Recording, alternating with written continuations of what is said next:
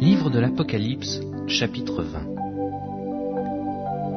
Puis je vis descendre du ciel un ange, qui avait la clé de l'abîme et une grande chaîne dans sa main.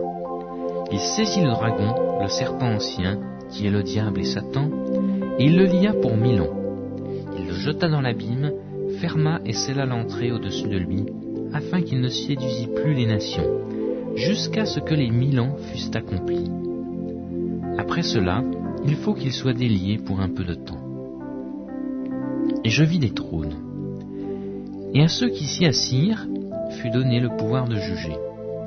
Et je vis les âmes de ceux qui avaient été décapités à cause du témoignage de Jésus et à cause de la parole de Dieu, et de ceux qui n'avaient pas adoré la bête ni son image, et qui n'avaient pas reçu la marque sur leur front et sur la main.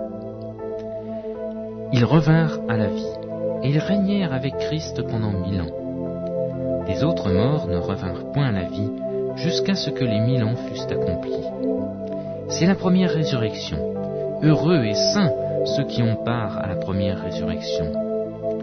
La seconde mort n'a point de pouvoir sur eux, mais ils seront sacrificateurs de Dieu et de Christ, et ils régneront avec lui pendant 1000 ans. Quand les 1000 ans seront accomplis, Satan sera relâché de sa prison, et il sortira pour séduire les nations qui sont aux 4 coins de la terre, Gog et Magog, afin de les rassembler pour la guerre. Leur nombre est comme le sable de la mer. Et ils montèrent sur la surface de la terre, et ils investirent le camp des saints et la ville bien-aimée. Mais un feu venant de Dieu descendit du ciel et les dévora. Et le diable, qui les séduisait, furent jetés dans les temps de feu et de soufre, où sont la bête et le faux prophète.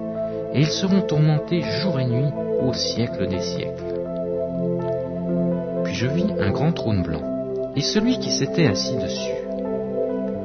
La terre et le ciel s'enfuirent devant sa face, et il ne fut plus trouvé de place pour eux.